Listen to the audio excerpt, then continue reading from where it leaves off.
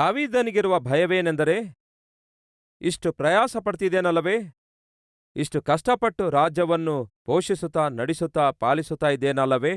ಮತ್ತೆ ನಂತರದ ಸಂಗತಿಯೇನು? ಸೌಲನು ಪರಿಪಾಲನೆ ಮಾಡುತ್ತಿರುವಾಗ ಇಸ್ರಾಯೇಲ್ ದೇಶ ಅಲ್ಲಕಲ್ಲೋಲವಾಯಿತು. ದೇವರಲ್ಲಿ ಭಯಭಕ್ತಿಯುಳ್ಳಂತಹ ನಾನು ಪರಿಪಾಲಿಸುತ್ತಿರುವ ಈ ಸಮಯದಲ್ಲಿ ಪ್ರಜೆಗಳು ಬಹಳ ಪ್ರಶಾಂತವಾಗಿದ್ದಾರೆ. ಆದರೆ ನನ್ನ ನಂತರ ಈ ರಾಜ್ಯ ಏನಾಗ್ತದೆ ಎನ್ನುವಂತಹ ಆಲೋಚನೆ ಕೂಡ ದಾವೀದನಿಗೆ ಬಹುಶಃ ಬಹಳಷ್ಟು ಕಾಡಿಸಿ ಪೀಡಿಸಿರುತ್ತೆ. ಅಂತಹ ಸಮಯದಲ್ಲಿ ದೇವರು ದಾವೀದನಿಗೆ ಕೊಡುತ್ತಿರುವ ಒಂದು ಅದ್ಭುತವಾದ ಭರವಸೆ ಏನೆಂದರೆ, 7ನೇ ಅಧ್ಯಾಯ 13ನೇ ವಚನ. ಇದೇ 2 ಸಾಮುವೇಲ 7:13. ಅವನು ನನ್ನ ಹೆಸರಿಗಾಗಿ ಒಂದು ಮನೆಯನ್ನು ಕಟ್ಟುವನು, ನಾನು ಅವನ ರಾಜ್ಯ ಸಿಂಹಾಸನವನ್ನು ನಿರಂತರವಾಗಿ ಏನಂತೆ ಸ್ಥಿರಪಡಿಸುವೆನು. ನಾನು ಅವನಿಗೆ ತಂದೆಯಾಗಿರುವೆನು, ಅವನು ನನಗೆ ಮಗನಾಗಿರುವನು. ಅವನು ಪಾಪ ಮಾಡಿದರೆ ಅವನನ್ನು ಮನುಷ್ಯರಂತೆ ಶಿಕ್ಷೆ ಕೊಡುವೆನು, ನರಪುತ್ರರಂತೆ ಅವನನ್ನು ದಂಡಿಸುವೆನು. ಆದರೂ ನಿನ್ನನ್ನು ಸ್ಥಾಪಿಸುವುದಕ್ಕಾಗಿ ನಾನು ಸೌಲನನ್ನು ನಿನ್ನೆದುರಿನಿಂದ ಹೊರಡಿಸಿಬಿಟ್ಟಾಗ ನನ್ನ ಕೃಪೆ ಅವನನ್ನು ಬಿಟ್ಟು ಹೋದಂತೆ ನನ್ನ ಕೃಪೆ ನಿನ್ನ ಮಕ್ಕಳಿಂದ ದೂರ ಮಾಡುವುದಿಲ್ಲ. ನಿನ್ನ ಮನೆಯೂ ಅರಸುತನವು ಸದಾಕಾಲ ಸ್ಥಿರವಾಗಿರುವವು, ನಿನ್ನ ಸಿಂಹಾಸನವು ಶಾಶ್ವತವಾಗಿ ಇರುವುದು ಎಂಬುದೇ. ದಾವೀದನಿಗೆ ದೇವರು ಒಂದು ಮಾತು ಹೇಳ್ತಾರೆ, ದಾವೀದನೇ ನಿನಗೊಂದು ವಾಗ್ದಾನ ಮಾಡ್ತೇನೆ. ಅದೇನು ದೇವರೇ? ನಿನ್ನ ಸಿಂಹಾಸನವನ್ನು ನಾನು ಸ್ಥಿರವಾಗಿಡುತ್ತೇನೆ.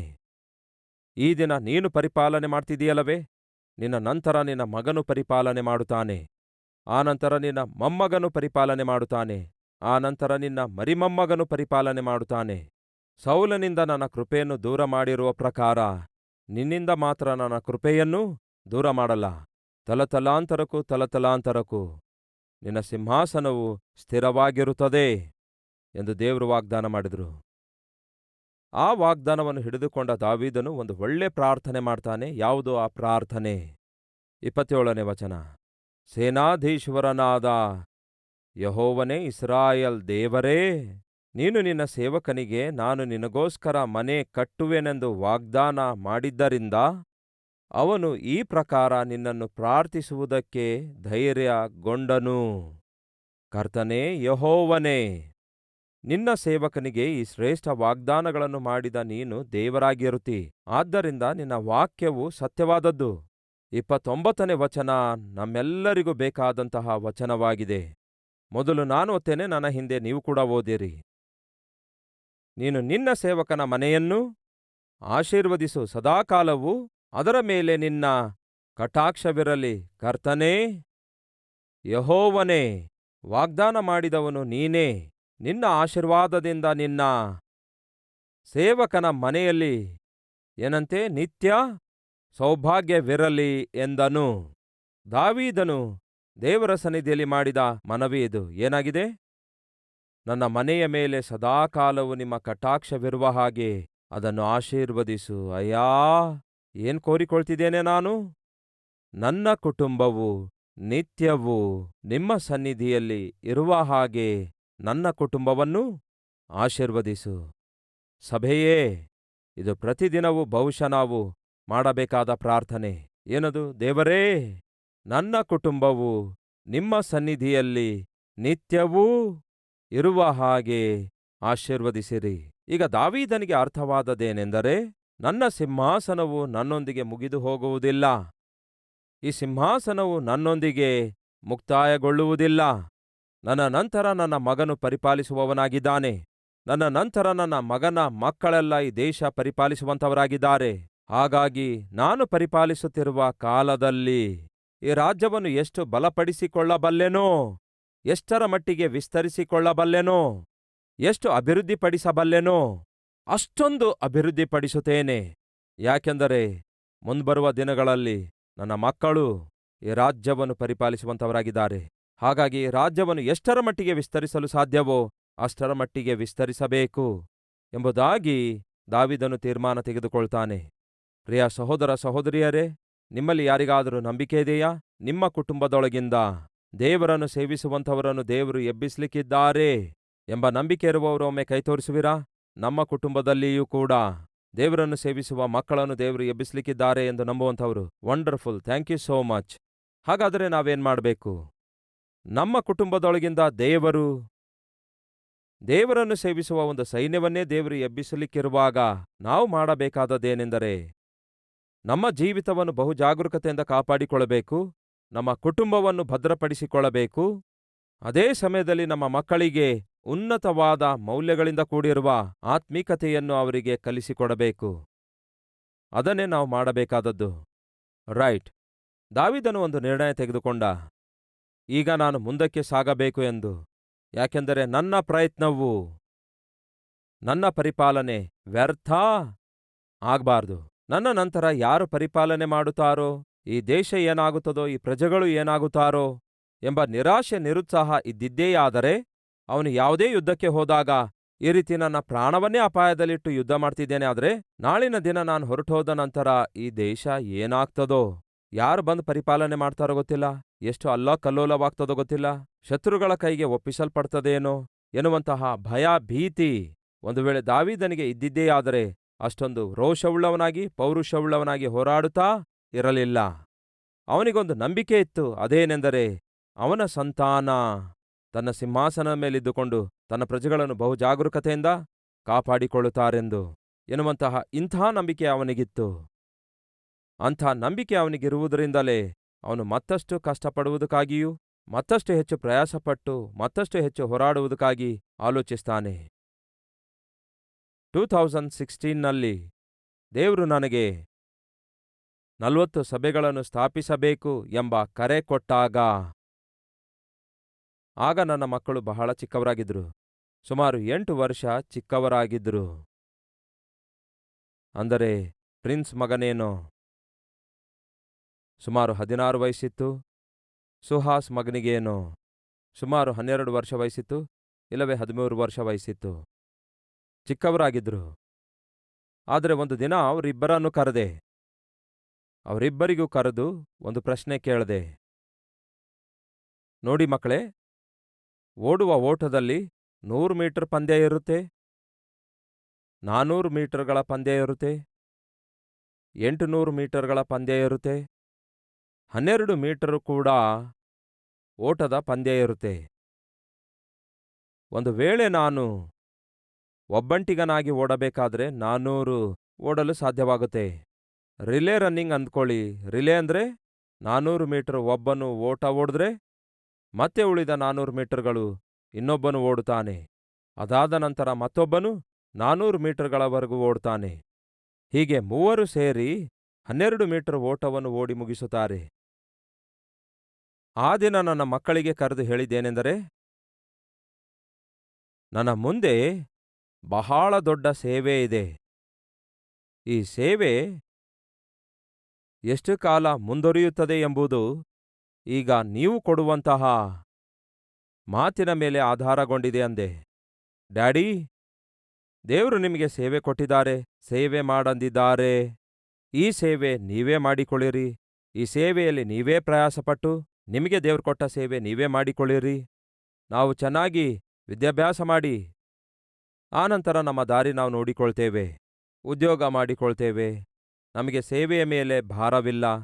ಸೇವೆ ನಿಂಪಾಡಿಗೆ ನೀವು ಮಾಡ್ಕೊಳ್ಳಿ, ದೇವರು ನಿಮ್ಮನ್ನು ಕರೆದಿದ್ದಾರೆ ಅಂದಿದ್ದೇ ಆದರೆ ನಾನು ಇಂದಿನಿಂದಲೇ ನನ್ನ ಪ್ಲ್ಯಾನ್ಸ್ ಯಾವ ರೀತಿಯಾಗಿರುತ್ತವಂದರೆ 400 ಮೀಟರ್ ಅಷ್ಟೇ ನಾನು ಓಡಬಲ್ಲೆ.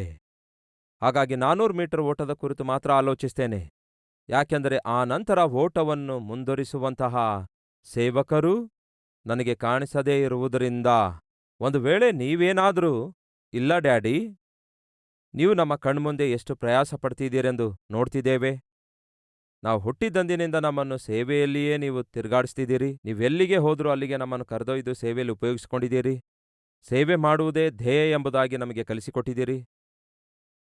ನಿಮ್ಮ ಮೇಲಿರುವ ಆತ್ಮ ನಮ್ಮ ಮೇಲೆಯೂ ಸಹ ಇರುತ್ತದೆ ಎಂದು, ನಿಮ್ಮ ಬಾಯಲ್ಲಿರುವ ವಾಕ್ಯ ನಮ್ಮ ಬಾಯಲ್ಲಿಯೂ ದೇವರು ಇಡುತ್ತಾರೆಂದು ನೀವು ಹೇಳಿದಿರಲ್ಲವೇ? ಹಾಗಾಗಿ ನಾವು ಕೂಡ ನಿಮ್ಮೊಂದಿಗೆ ಸೇವೆ ಮಾಡುತ್ತೇವೆ ಎಂದು ನೀವು ಒಂದು ವೇಳೆ ಮಾತು ಕೊಟ್ಟರೆ 400 ಮೀಟರ್ ಉದ್ದವಿರುವಂತಹ ಓಟದೊಳಗೆ ಪಾಲ್ಗೊಳ್ಳದೆ 12 ಮೀಟರ್ ಉದ್ದ ಇರುವ ಓಟದ ಸ್ಪರ್ಧೆಯೊಳಗೆ ನಾನು ಬರ್ತೇನೆ. ಒಂದು ವೇಳೆ ನೀವೇನಾದರೂ ನನ್ನೊಂದಿಗೆ ಈ ಸೇವೆಯಲ್ಲಿ ಪಾಲ್ಗೊಳ್ಳುವುದಿಲ್ಲ ಅನ್ನುವುದೇ ಆದರೆ ನಾನು 12 ಮೀಟರ್ ಓಟ ಓಡ್ಲಿಕ್ಕಾಗದೇ ಇರುವುದರಿಂದ 400 ಮೀಟರ್ಗಳೊಂದಿಗೆ ನನ್ನ ಓಟ ಮುಗಿಸುತ್ತೇನೆ. ಹಾಗಾಗಿ ನೀವು ಪ್ರಾರ್ಥನೆ ಮಾಡಿ ನನಗೆ ಬಂದು ಹೇಳ್ರಿ, ಡ್ಯಾಡಿ ನಾವು ಕೂಡ ನಿಮ್ಮ ಜೊತೆಗೆ ಸೇವೆ ಮಾಡುತ್ತೇವೆ ಎಂದು ಹೇಳುವುದಾದರೆ ಸಾಧ್ಯವಾದಷ್ಟು ದೂರ ಈ ಸೇವೆ ತೆಗೆದುಕೊಂಡು ಹೋಗುವ ಪ್ರಯತ್ನ ಮಾಡೋಣ. ಬಹುಕಾಲದವರೆಗೂ ಈ ಸೇವೆ ನಡೆಸುವ ಪ್ರಯತ್ನ ಮಾಡೋಣ. ಇಲ್ಲ ಡ್ಯಾಡಿ ನಾವು ಬರ್ಲಿಕ್ಕಾಗಲ್ಲ, ನೀವೊಬ್ಬರೇ ಈ ಸೇವೆ ಮಾಡಿಕೊಳ್ಳಿರಿ ಅನ್ನುವುದಾದರೆ ನಾನು ಮಾಡುವ ಸೇವೆ ಏನೆಲ್ಲ ಇದೆಯೋ ಅದರ ಕುರಿತಾಗಿ ಆಲೋಚಿಸ್ತೇನೆ, ಅದನ್ನೇ ಮಾಡುವ ಪ್ರಯತ್ನ ಮಾಡ್ತೇನೆ. ನಾನೊಬ್ಬನೇ ಮಾಡಬೇಕಾದ್ರೆ 400 ಮೀಟರ್ ಅಷ್ಟೇ ಮಾಡ್ತೇನೆ. ನೀವಿಬ್ರು ಕೂಡ ಜೊತೆಗೆ ಓಡಿದ್ರೆ, ಇಬ್ಬರು ನನ್ನೊಂದಿಗೆ ಸೇರಿದ್ರೆ 800 ಮೀಟರ್ ಓಡ್ಬಹುದು. ನನ್ನದು 400 ಮೀಟರ್, ಎಲ್ಲ ಒಟ್ಟಿಗೆ ಸೇರಿದ್ರೆ 12 ಮೀಟರ್ ಸುದೀರ್ಘ ಕಾಲದವರೆಗೂ ಸೇವೆ ಮಾಡುವಂತಹ ಅವಕಾಶ ಇರುತ್ತೆ ಎಂದು ಹೇಳಿದೆ. ಆಗ ಅವರಿಬ್ಬರಿಗೆ ಪ್ರಾರ್ಥನೆ ಮಾಡಿರಿ ಎಂದು ಕಳಿಸಿಕೊಟ್ಟೆ. ಪ್ರಾರ್ಥನೆ ಮಾಡಿರಿ ಎಂದು ಹೇಳಿದ ನಂತರ ಪ್ರಾರ್ಥನೆ ಮಾಡಿ ಸ್ವಲ್ಪ ಹೊತ್ತಾದ್ಮೇಲೆ ಇಬ್ಬರೂ ನನ್ನ ಬಳಿಗೆ ಬಂದರು. ಅವರಿಬ್ಬರು ಬಂದು ಪ್ರಾರ್ಥನೆ ಮಾಡಿದ ನಂತರ ನನಗೆ ಹೇಳಿರುವ ಮಾತೇನೆಂದರೆ, ಡ್ಯಾಡಿ ನಾವು ಪ್ರಾರ್ಥನೆ ಮಾಡಿದ್ದೇವೆ, ದೇವರು ನಮ್ಮೊಂದಿಗೆ ಮಾತಾಡಿದ್ದಾರೆ. ಏನ್ ಮಾತಾಡಿದ್ದಾರೆ? ನಿಮ್ಮೊಂದಿಗೆ ಸೇರಿ ಸೇವೆ ಮಾಡಂದಿದ್ದಾರೆ ಎಂದು ಹೇಳುತ್ತಾ ದೇವರು ಅವರಿಗೆ ಮಾಡಿದ ವಾಗ್ದಾನವನ್ನು ಕೂಡ ತಂದು ನನಗೆ ತೋರಿಸಿದರು. ವಾಕ್ಯದಿಂದ ದೇವರು ನನ್ನೊಂದಿಗೆ ಮಾತಾಡಿದ್ದಾರೆ ಎಂದು ಹಿರಿಮಗನು ಹೇಳಿದ್ರೆ, ಈ ವಾಕ್ಯದಿಂದ ದೇವರು ನನ್ನೊಂದಿಗೆ ಮಾತಾಡಿದ್ದಾರೆ ಎಂದು ಕಿರಿಮಗ ಹೇಳ್ದ. ಇಬ್ಬರು ಸೇರಿ ಆ ದಿನ ನನಗೆ ಒಂದು ಭರವಸೆ ಕೊಟ್ಟರು. ಅದೇನೆಂದರೆ ನಿಮ್ಮ ಪ್ರಯಾಸವು ವ್ಯರ್ಥ ಆಗಲ್ಲವೆಂದು, ಈ ದಿವ್ಯವಾದ ಸೇವೆಯನ್ನು ನಾವು ಮುಂದಕ್ಕೆ ತೆಗೆದುಕೊಂಡು ಹೋಗ್ತೇವೆಂದು. ನಾವೇನೋ ಉದ್ಯೋಗ ಮಾಡಿಕೊಂಡು ಆ ನಂತರ ವ್ಯಾಪಾರ ಮಾಡಿಕೊಂಡು ನಮ್ಮ ಕುರಿತು ನಾವು ಸ್ವಾರ್ಥತೆಯಿಂದ ಆಲೋಚಿಸುವಂಥದ್ದು ಒಳ್ಳೆಯದಲ್ಲವೇ ಅಲ್ಲ ಡ್ಯಾಡಿ. ನೀವು ಯಾವ ರೀತಿ ಪ್ರಯಾಸಪಟ್ಟು, ಯಾವ ರೀತಿ ರಾತ್ರಿ ಹಗಲು ಕಷ್ಟಪಟ್ಟು ಇಷ್ಟು ಅದ್ಭುತವಾದ ಸೇವೆಯನ್ನು ನೀವು ಪ್ರಾರಂಭಿಸಿ ಎಷ್ಟೋ ಲಕ್ಷಾಂತರ ಜನರ ಜೀವಿತದ ಮೇಲೆ ಪ್ರಭಾವ ಬೀರ್ತಿದ್ದೀರಲ್ಲವೇ? ಇದೇ ಸೇವೆಯನ್ನು ನಾವು ಕೂಡ ಮುಂದುವರಿಸುತ್ತೇವೆ.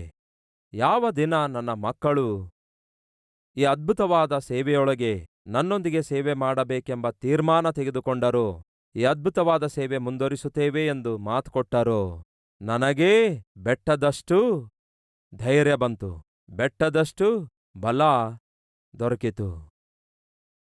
ಅದೇ ಸಮಯದಲ್ಲಿ ನನ್ನೊಂದಿಗಿರುವಂತಹ ಕೋರ್ ಟೀಮ್, ನನ್ನೊಂದಿಗೆ ಸೇರಿ ಬಹಳ ಪ್ರಯಾಸ ಪಡುತ್ತಿರುವಂತಹ ಇನ್ನರ್ ಸರ್ಕಲ್, ಇವರೆಲ್ಲ ಪ್ರಾರ್ಥನೆ ಮಾಡ್ತಿರುವಾಗ ಮತ್ತಷ್ಟು ಧೈರ್ಯ ಬರುತ್ತದೆ. ಯಾಕೆಂದರೆ ಅವರು ಅದನ್ನೇ ಪ್ರಾರ್ಥನೆ ಮಾಡ್ತಿದ್ದಾರೆ, ದೇವರೇ ಈ ದಿನ ನಾವು ಸೇವೆ ಮಾಡ್ತಿದ್ದೇವೆ, ಆ ನಂತರ ನಮ್ಮ ಮಕ್ಕಳು ಕೂಡ ಈ ಸೇವೆಯನ್ನು ಮುಂದುವರಿಸಬೇಕು ಎಂದು ಅವರು ಕೂಡ ಪ್ರಾರ್ಥನೆ ಮಾಡ್ತಿದ್ದಾರೆ.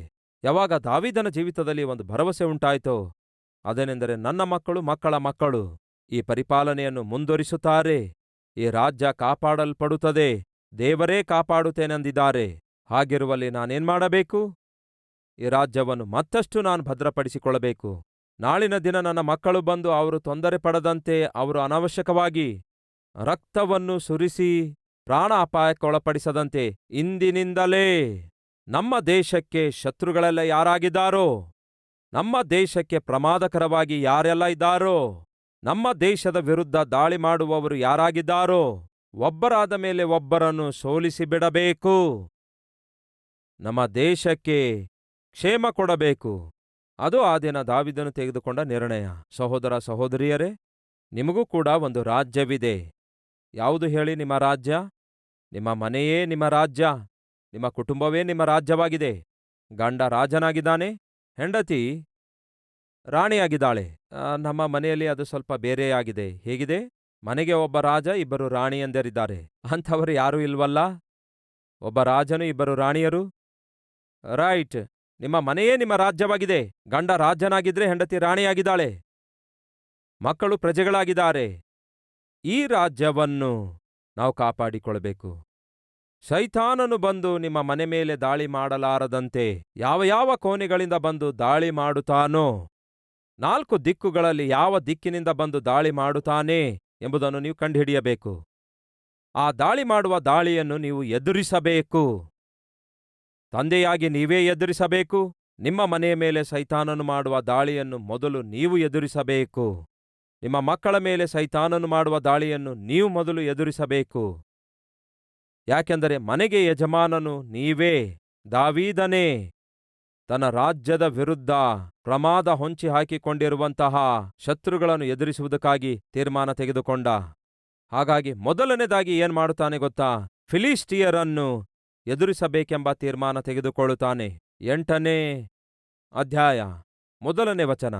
ಅನಂತರ ದಾವೀದನು ಫಿಲಿಷ್ಟಿಯರನ್ನು ಸೋಲಿಸಿ ವಶಪಡಿಸಿಕೊಂಡು ಅವರ ವಶದೊಳಗಿಂದ ಆಡಳಿತವನ್ನೆಲ್ಲ ಸ್ವಾಧೀನ ಮಾಡಿಕೊಂಡ.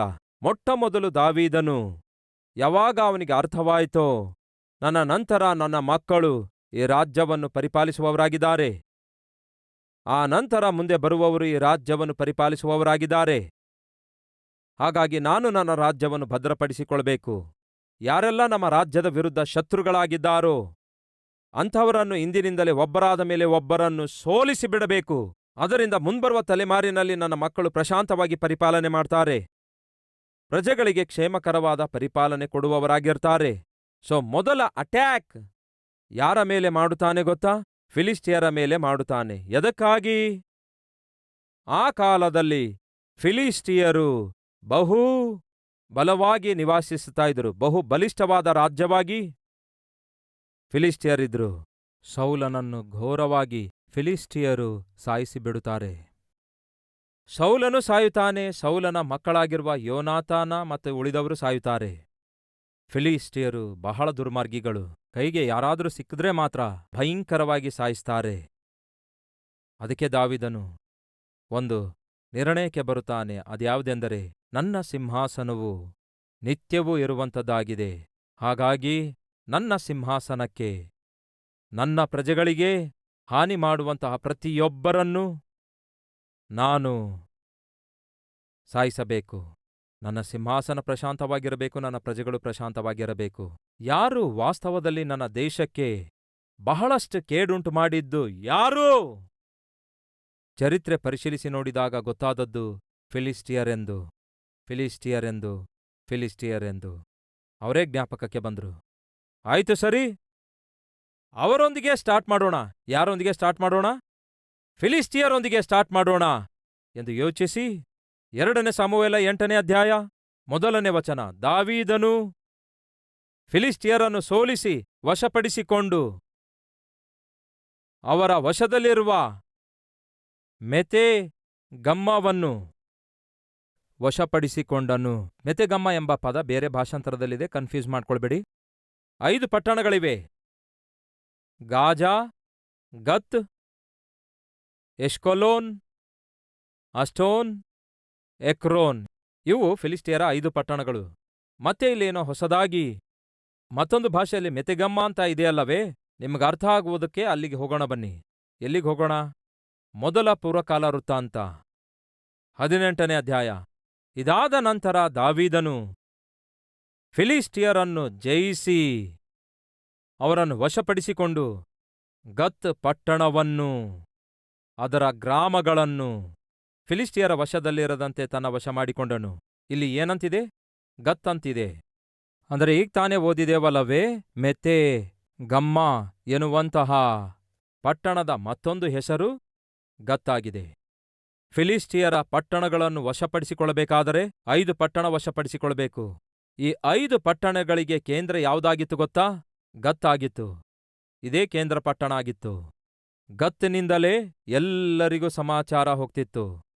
ಗತ್ತೂರು 5 ಪಟ್ಟಣಗಳಿಗೆ ಸೇತುವೆಯ ಹಾಗಿದೆ ಎಂಬುದಾಗಿ ಚರಿತ್ರೆಗಾರರು ಹೇಳ್ತಿದ್ದಾರೆ. ಸೊ ದಾವೀದನು ಮೊದಲು ಯಾವ ಪಟ್ಟಣ ವಶ ಮಾಡಿಕೊಳ್ತಾನೆ ಗೊತ್ತಾ? ಈ 5 ಪಟ್ಟಣಗಳಿಗೆ ಆಧಾರವಾಗಿರುವಂತಹ ದೊಡ್ಡ ಪಟ್ಟಣವನ್ನೇ ವಶ ಮಾಡಿಕೊಂಡ. ಇದು ಯುದ್ಧದಲ್ಲಿ ಅತೀ ಬುದ್ಧಿವಂತಿಕೆಯ ಹೆಜ್ಜೆಯಾಗಿದೆ. ಏನಾಗಿತ್ತು? ಬಹಳ ಪ್ರಮಾದಕರವಾದವರಾಗಿದ್ದಾರೆ. ಅವರನ್ನು ಉಳಿಸಿಬಿಟ್ರೆ ಅವರು ಹೇಗಾದರೂ ಮಾಡಿ ಮನುಷ್ಯರನ್ನು ವಶಪಡಿಸಿಕೊಳ್ತಾರೆ. ಸಂಸೋನನಂತಹ ಬಹು ಬಲಿಷ್ಠನನ್ನೇ ಫಿಲಿಷ್ಟಿಯರು ವಶಪಡಿಸಿಕೊಂಡ್ರು. ಹೇಗೆ? ಹುಡುಗಿಯ ಮುಖಾಂತರ, ವೇಷಳ ಮುಖಾಂತರ, ಆಕರ್ಷಣೆಯ ಮುಖಾಂತರ. ಸಂಸೋನನು ಬಲಿಷ್ಠನೇ ಆಗಿದ್ದನು, ಆದರೆ ಅವನ ಜೀವಿತದಲ್ಲಿ ಇರುವಂತಹ ನೇತ್ರದಲ್ಲಿರುವ ಬಲಹೀನತೆ, ಕಣ್ಣಲ್ಲಿ ಇರುವ ಬಲಹೀನತೆ, ಯೋಚನೆಯಲ್ಲಿರುವ ಬಲಹೀನತೆ, ನೋಟದಲ್ಲಿರುವ ಬಲಹೀನತೆ, ಅವನ ಶರೀರವನ್ನೇ ಪ್ರಭಾವ ಬೀರುತ್ತದೆ. ಶರೀರವೆಲ್ಲ ಬಲಹೀನವಾಗ್ತದೆ. ಫಲಿತವಾಗಿ ರಕ್ಷಿಸಬೇಕಾದಂಥವನು ಕೊನೆಗೆ, ತನ್ನ ಪ್ರಜೆಗಳನ್ನು ಕಾಪಾಡಬೇಕಾದವನು ಕೊನೆಗೆ ದಿಕ್ಕಿಲ್ಲದವನಾಗಿ ಶತ್ರುಗಳ ಕೈಯಿಂದ ಬಲಿಯಾಗಬೇಕಾಯಿತು. ಪ್ರಿಯ ಸಹೋದರ ಸಹೋದರಿಯರೇ, ನಿಮ್ಮ ಕುಟುಂಬವನ್ನು ಕಾಪಾಡಿಕೊಳ್ಳಬೇಕಾದ ನೀವೇ ಸೈತಾನನಿಂದ ಬಲಿಯಾದರೆ ಹೇಗೆ? ತಂದೆ ತಾಯಿಗೆ ಆಧಾರವಾಗಿರಬೇಕಾದ ತಮ್ಮ ತಂಗಿಯಂದಿರೇ, ನೀವೇ ಸರಿಯಾಗಿ ಓದಬೇಕಾದ ಸಮಯದಲ್ಲಿ ಓದುವುದನ್ನು ಪಕ್ಕಕ್ಕಿಟ್ಟು ಪ್ರೀತಿ ಪ್ರೇಮ ಅಂತ ಹೇಳಿ ಶರೀರ ಹಾಳು ಮಾಡಿಕೊಳ್ಳೋದಾದರೆ ನಿಮ್ಮ ತಂದೆ ತಾಯಿಗಳಿಗೆ ಆನಂದ ಕೊಟ್ಟು ಆಧಾರವಾಗಿರೋರು ಯಾರು? ಹಾಗಾಗಿ ಈ ದಿನ ಎಲ್ಲಿ ಯಾವ ರೀತಿ ಸೈತಾನನು ನಿಮ್ಮ ಜೀವಿತದಲ್ಲಿ ತೂರಿಕೊಂಡು ನಿಮಗಿರುವ ನಿಮ್ಮ ರಾಜ್ಯ ಎಂಬ ಕುಟುಂಬವನ್ನು ನೆಮ್ಮದಿಯಿಲ್ಲದಂತೆ ಮಾಡ್ತಿದ್ದಾನೆಂದು, ಆ ಕುಟುಂಬದಲ್ಲಿ ಶಾಂತಿ ಇಲ್ಲದಂತೆ, ಸಮಾಧಾನ ಇಲ್ಲದಂತೆ ಯಾಕೆ ಮಾಡ್ತಿದ್ದಾನೆಂದು, ನಿಮ್ಮ ಜೀವಿತ ಒಂದು ವೇಳೆ ಸೈತಾನನು ಬಂಧಿಸಿ ನಿಮ್ಮ ಕುಟುಂಬವನ್ನು ದೂರ ಕೊಂಡೊಯ್ದು ನಿಮ್ಮ ಕುಟುಂಬವನ್ನು ಅನಾಥವಾಗಿ ಹೇಗೆ ಮಾಡ್ತಿದ್ದಾನೆಂದು ನಿಮಗೆ ಬಹಳ ಚೆನ್ನಾಗಿ ಗೊತ್ತಿರೋದ್ರಿಂದ ಈ ದಿನ ದೇವರಿಗೆ ಬೇಡಿಕೊಳ್ಳುವಿರಾ, ದೇವರೇ ಇನ್ನೊಂದು ಸಾರಿ ನನ್ನನ್ನು ಜ್ಞಾಪಕ ಮಾಡಿಕೋ ಎಂದು. ನನಗೆ ಅಂತ ಒಂದು ಜವಾಬ್ದಾರಿಕೆ ಕೊಟ್ರಿ, ದೇಶವನ್ನು ಕಾಪಾಡಲು ನನಗೊಂದು ಜವಾಬ್ದಾರಿಕೆ ಕೊಟ್ರಿ. ಆದರೆ ಆ ಜವಾಬ್ದಾರಿಕೆ ಮರೆತು ಹೋದೆ. ಕಣ್ಣಿನ ಆಸೆಗೆ ಒಳಗಾದೆ, ಶರೀರ ಇಚ್ಛೆಗಳಿಗೆ ಬಿದ್ದೋದೆ, ಪಾಪಿಷ್ಟ ವ್ಯಭಿಚಾರದಲ್ಲಿ ಬಿದ್ದೋದೆ, ಜವಾಬ್ದಾರಿಕೆಗಳನ್ನು ಮರೆತು ಹೋದೆ, ತಂದೆ ತಾಯಿಗಳನ್ನು ಕಾಡಿಸಿದೆ, ಕಟ್ಕೊಂಡಿರುವ ಹೆಂಡತಿಯನ್ನು ಬಿಟ್ಟೆ, ದೇವರನ್ನೂ ಬಿಟ್ಟುಬಿಟ್ಟೆ, ಸೇವೆಯನ್ನೂ ಬಿಟ್ಟುಬಿಟ್ಟೆ, ಹುಡುಗಿಯರೊಂದಿಗೆ ಜೀವಿಸುತ್ತಾ ಇಗೋ ಈ ದಿನ ಎಲ್ಲವನ್ನೂ ಕಳ್ಕೊಂಡೆ, ಬಲ ಕಳೆದುಕೊಂಡೆ, ಕಣ್ಣು ಕಳ್ಕೊಂಡೆ, ಆರೋಗ್ಯ ಕಳ್ಕೊಂಡೆ, ಅನಾಥನಾಗಿ ಉಳ್ಕೊಂಡೆ, ಶತ್ರುಗಳ ಮಧ್ಯದಲ್ಲಿ ಸಿಕ್ಕಿಬಿದ್ದೆ. ಎಲ್ಲಿರಬೇಕಾದಂಥವನು ಎಲ್ಲಿಗೆ ಹೋಗಿ ಬಿದ್ದ ನೋಡಿ. ಜಾಗ್ರತೆ ಸಹೋದರ, ಜಾಗ್ರತೆ ಸಹೋದರಿ. ದೇವರು ನಿಮಗೆ ಕೊಟ್ಟಿರುವಂತಹ ದೊಡ್ಡ ಆತ್ಮೀಕತೆಯನ್ನು, ರಕ್ಷಣೆಯ ಆನಂದವನ್ನು, ಕೊಟ್ಟಿರುವ ಕುಟುಂಬವನ್ನು, ಕೊಟ್ಟಿರುವ ಪರಿಶುದ್ಧತೆಯನ್ನು, ಕೊಟ್ಟಿರುವ ಕುಟುಂಬ ಜವಾಬ್ದಾರಿಕೆಯನ್ನು ನೀವು ಬೇಡ ಅಂದುಕೊಂಡು ತಪ್ಪು ಹೆಜ್ಜೆ ಹಾಕುವುದಾದರೆ, ಕರ್ತನಿಂದ ದೂರ ಹೋಗುವುದಾದರೆ, ಸ್ವಂತ ಕೈಯಾರೆ ನಿಮ್ಮ ಜೀವಿತವನ್ನು ನಾಶನ ಮಾಡಿಕೊಳ್ಳಲಿಕ್ಕಿದ್ದೀರಿ. ಹಿಂದೆ ಎಂದಿಗೂ ನೀವು ಅನುಭವಿಸಲಾರದಂತಹ ದುರ್ಗತಿ ನೀವು ಅನುಭವಿಸಲಿಕ್ಕಿದ್ದೀರಿ. ಆ ದಿನ ಬರದೇ ಇರಬೇಕಾದ್ರೆ ಈ ದಿನ ಪ್ರಾರ್ಥಿಸಬೇಕು. ಬನ್ನಿ ಪ್ರಾರ್ಥಿಸೋಣ.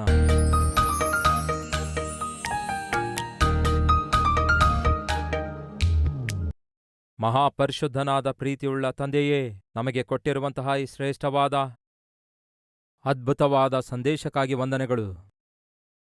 ದಾವೀದನಿಗೆ ಒಂದು ವಾಸ್ತವ ಅರ್ಥವಾಯಿತು. ಅವನ ಸಿಂಹಾಸನ ಅವನೊಂದಿಗೆ ಮುಗಿದು ಹೋಗುವುದಿಲ್ಲವೆಂದು, ಪರಿಪಾಲನೆ ನಿಂತುಹೋಗುವುದಿಲ್ಲವೆಂದು, ಅದು ಮುಂದುವರಿಯುತ್ತದೆ ಎಂದು, ಮುಂದಿನ ತಲೆಮಾರನ್ನು ನೀವು ಆರಿಸಿಕೊಂಡಿದ್ದೀರೆಂದು ಅವನು ಗ್ರಹಿಸಿಕೊಂಡಾಗ ಮತ್ತಷ್ಟು ವಿಸ್ತಾರವಾಗಿ, ಮತ್ತಷ್ಟು ಬಲವಾಗಿ ತನ್ನ ರಾಜ್ಯವನ್ನು ಬಲಪಡಿಸಿಕೊಳ್ಳಬೇಕೆಂದಿದ್ದ. ದೇವರೇ, ಈ ಸೇವೆ ನಮ್ಮೊಂದಿಗೆ ನಿಂತು ಹೋಗುವಂಥದ್ದಾಗಿರಬಾರ್ದು. ಈ ಸಭೆಗಳು ನಮ್ಮೊಂದಿಗೆ ನಿಂತು ಹೋಗುವಂಥವುಗಳಾಗಿರಬಾರ್ದು. ಮುಂದ್ಬರುವ ಸಂತತಿಯವರವರೆಗೆ ಈ ಸಭೆಗಳು ನಿಲ್ಲಬೇಕು, ನಿಲ್ಲುವಂಥವುಗಳಾಗಿವೆ. ಹಾಗಾಗಿ ನಾವು ಶಕ್ತಿಗೆ ಮೀರಿ ನಮ್ಮ ಸಭೆಗಳನ್ನು ಕಾಪಾಡಿಕೊಳ್ಳಬೇಕು, ಸಭೆಯ ಕ್ಷೇಮಕ್ಕೋಸ್ಕರ ಪ್ರಯಾಸ ಪಡಬೇಕು, ಪರಿಶ್ರಮ ಪಡಬೇಕು ಎಂಬುದಾಗಿ ತಂದೆ ನಿಮ್ಮ ಸನ್ನಿಧಿಗೆ ಬಂದು ಪ್ರಾರ್ಥಿಸ್ತಿದ್ದೇವೆ. ನಮ್ಮನ್ನು ಕನಿಕರಿಸಿರಿ ಯೇಸುವೇ. ಈ ಸಮಯದಲ್ಲಿ ನಾವು ತಿಳಿದೋ ತಿಳಿಯದೆಯೋ ಮಾಡಿರುವ ಪ್ರತಿ ತಪ್ಪನ್ನು, ಪ್ರತಿ ಪಾಪವನ್ನು ಕ್ಷಮಿಸಿರಿ, ಮನ್ನಿಸಿರಿ. ಅಂಗಾಲು ಮೊದಲುಗೊಂಡು ನಡುನತ್ತಿಯವರೆಗೂ ನಿಮ್ಮ ಅಮೂಲ್ಯವಾದ ರಕ್ತದಿಂದ ನಮ್ಮನ್ನು ತೊಳೆದು ಶುದ್ಧೀಕರಿಸಿರಿ. ಹಿಂದಕ್ಕೆ ತಿರುಗಿ ನೋಡದಂತೆ, ಶರೀರ ಇಚ್ಛೆಗಳಿಗೆ ಒಳಗಾಗದಂತೆ, ಪರಿಶುದ್ಧರಾಗಿ ಜೀವಿಸುತ್ತಾ ಕುಟುಂಬವನ್ನು ಕಾಪಾಡಿಕೊಳ್ಳಬಲ್ಲಂತಹ ಜವಾಬ್ದಾರಿಕೆ ನಮಗೆ ಕೊಡಿರಿ ಎಂದು ಯೇಸುವಿನ ನಾಮದಲ್ಲಿ ಬೇಡಿ ಹೊಂದಿದ್ದೇವೆ ತಂದೆಯೇ, ಆಮೇನ್.